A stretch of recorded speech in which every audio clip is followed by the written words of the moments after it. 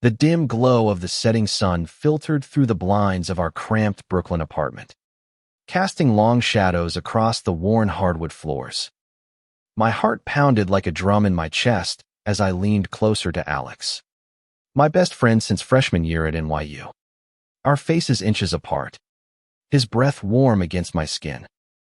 In that electric moment, I whispered, "What if this flirtation isn't just a game anymore?" And then the door swung open with a creak that shattered everything. Alex's eyes widened, a mix of shock and something deeper flickering in their hazel depths. But before he could respond, our roommate Jordan burst in, arms laden with grocery bags, his usual goofy grin freezing on his face as he took in the scene. The air thickened with unspoken tension, and I pulled back abruptly, my cheeks burning, pretending to laugh it off as if it were nothing more than our typical banter. But Jordan's gaze lingered too long, sharp and questioning, and in that instant, I knew the fragile bubble of our secret world had burst wide open. That night replayed in my mind like a looped film reel as I lay awake in my bed. The city sounds of honking taxis and distant sirens seeping through the window. Alex and I had been inseparable for years, late-night study sessions turning into pizza runs, sharing dreams about escaping the grind of part-time jobs and student loans. He was the steady one, with his easy laugh and unwavering support, while I, Ethan Ramirez, was the impulsive dreamer, always chasing the next thrill. But lately, our friendship had shifted, charged with stolen glances and playful touches that lingered a beat too long. Flirting had become our unspoken language, a way to test waters I was terrified to dive into fully. Jordan, our third wheel turned confidant, had no idea, or so I thought. He was the wild card in our trio, a transplant from rural Texas with a thick drawl and a heart of gold, studying environmental science and always preaching about saving the planet one recycled bottle at a time. We'd met him through a Craigslist ad 2 years ago, and he'd fit right in, his optimism balancing my cynicism and Alex's quiet intensity. But now, with that door swing, everything felt exposed, raw, like a nerve hit unexpectedly. The next morning, the apartment buzzed with awkward energy. I shuffled into the kitchen, avoiding eye contact as I poured coffee, the steam rising like the unspoken words between us. Alex was already there, scrolling through his phone at the breakfast bar, his dark curls tousled from sleep. "Morning," he mumbled, his voice neutral, but his eyes darted to mine with a question I couldn't answer yet. Jordan emerged from his room, yawning dramatically. "Wild night. Huh. You two looked cozy when I walked in." His tone was light, but there was an edge to it. Probing. I forced a chuckle.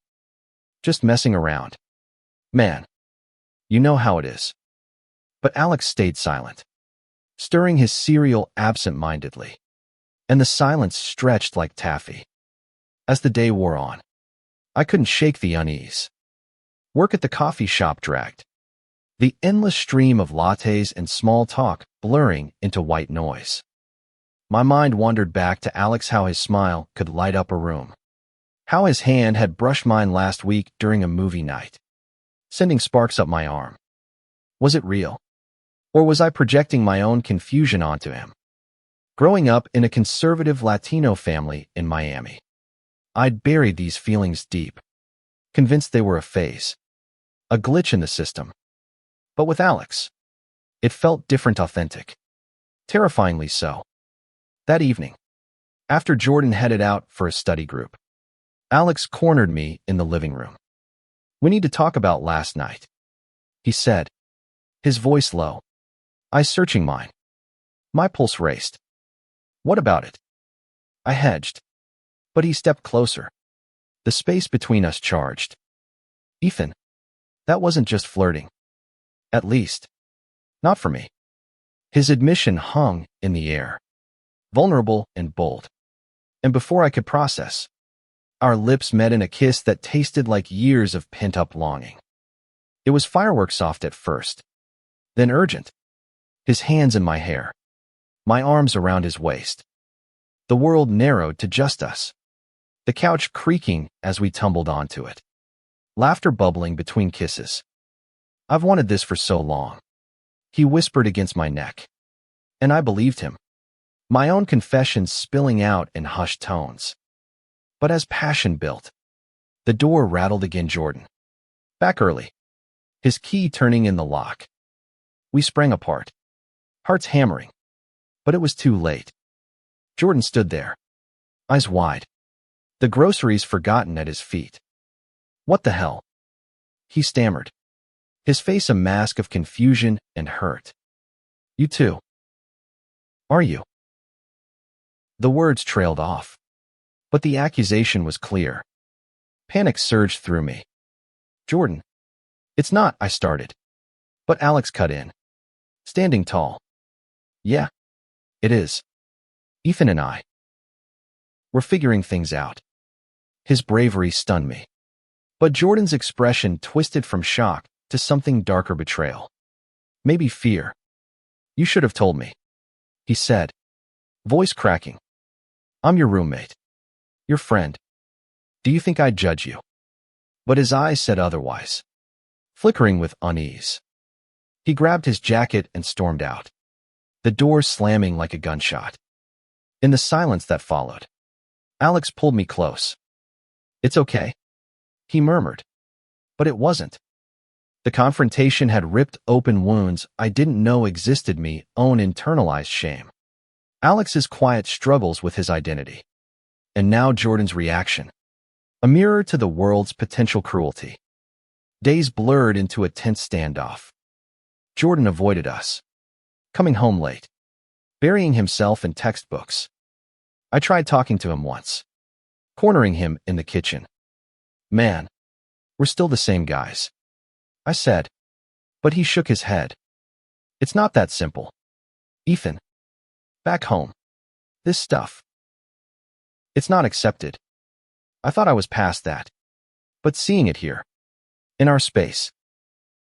His voice faltered, revealing layers of his own conflict. Alex and I stole moments together. Our relationship blooming in secret whispers and hidden touches. Walks in Central Park became our sanctuary. Hands brushing under the autumn leaves.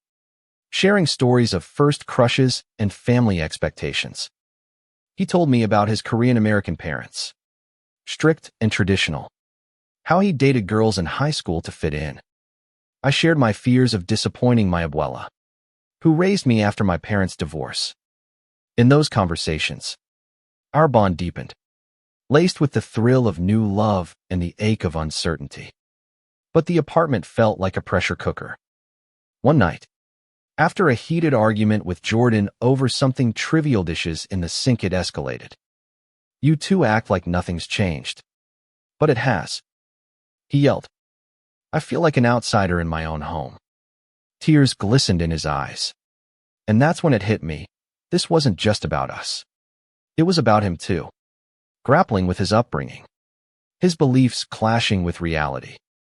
Alex stepped in. Calm as ever. Jordan, we're not asking you to change who you are. But we need you to see us for who we are, friends who've fallen in love. The word love hung heavy. A declaration that surprised even me. Jordan stared, then sank into a chair, head in hands. I don't know how to process this, he admitted. But I don't want to lose you guys.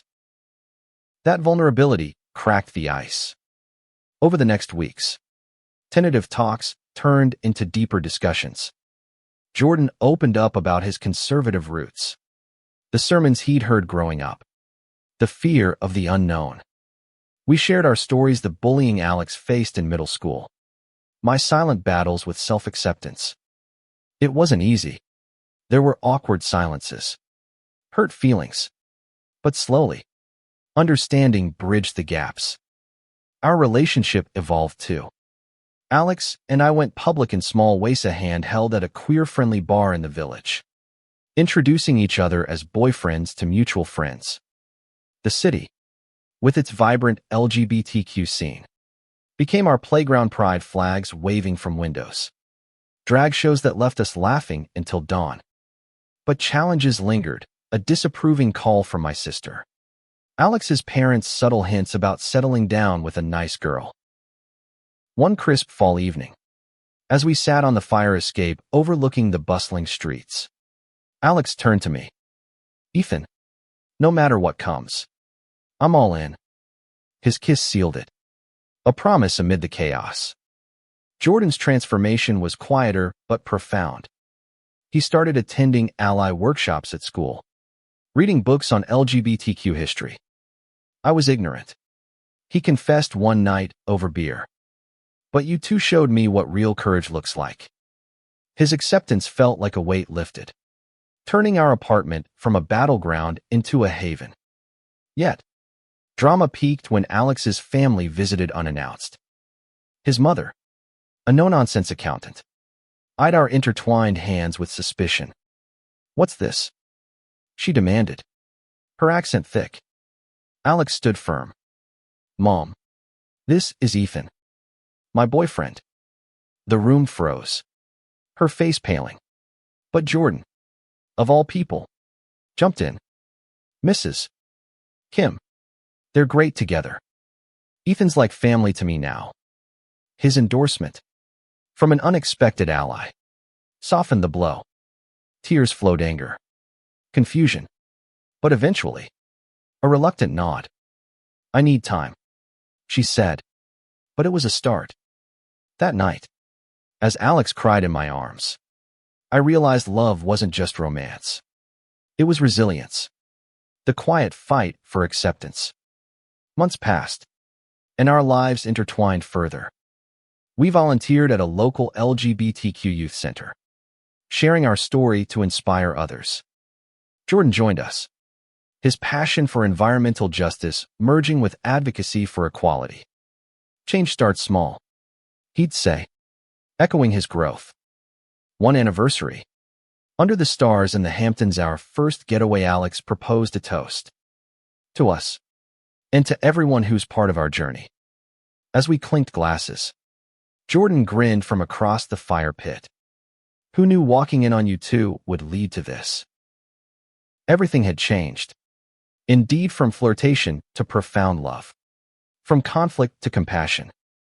In America's melting pot, our story became a testament to humanity's capacity for evolution, reminding us that true connection transcends labels, forging bonds that heal and uplift.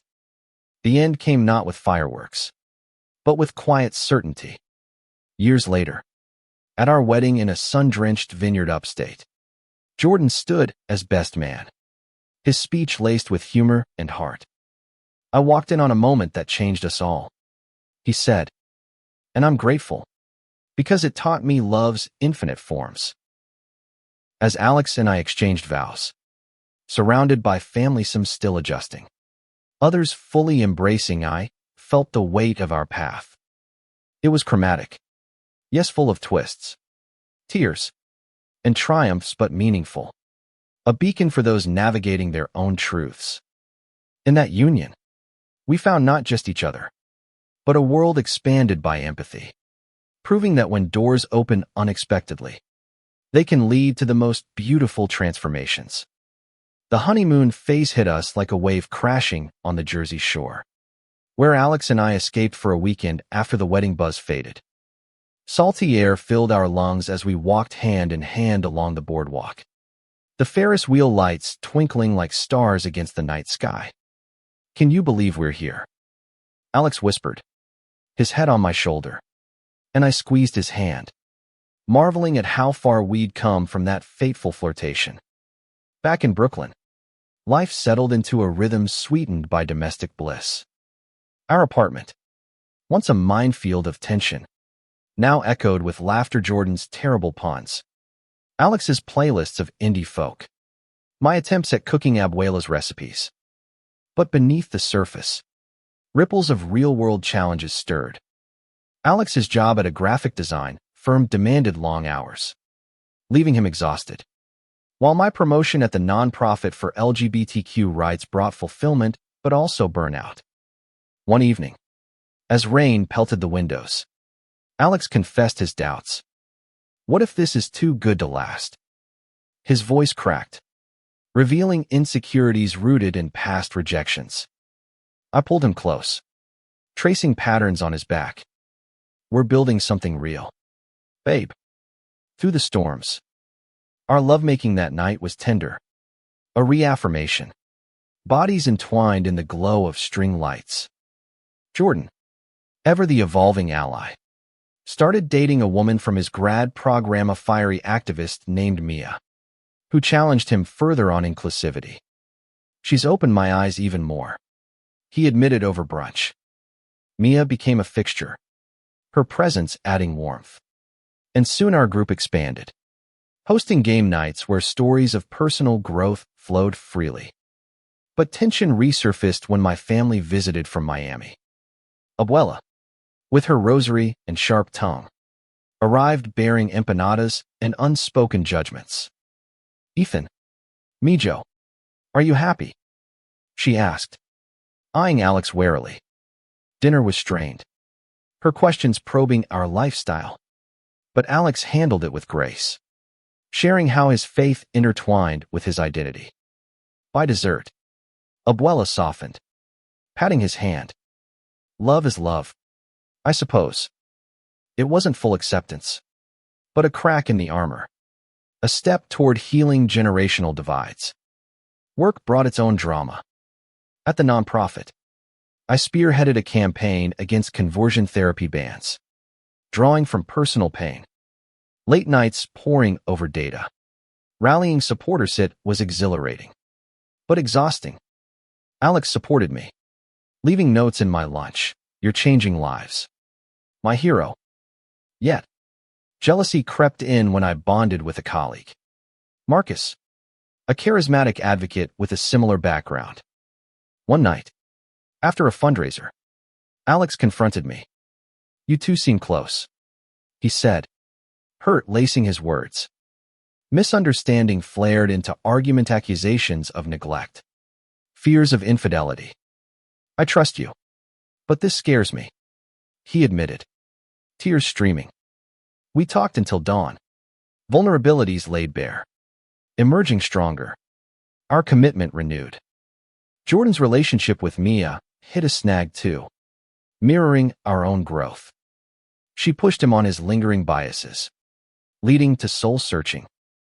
I thought I was past it, he confided. But change is ongoing. His honesty inspired us all, turning our home into a space of continuous evolution. As winter blanketed the city in snow, we volunteered together at a shelter for queer youth. Hearing stories of rejection and resilience echoed our past, fueling our passion. One teen, a trans girl named Riley, reminded me of my younger self, scared, defiant. Mentoring her became our shared mission.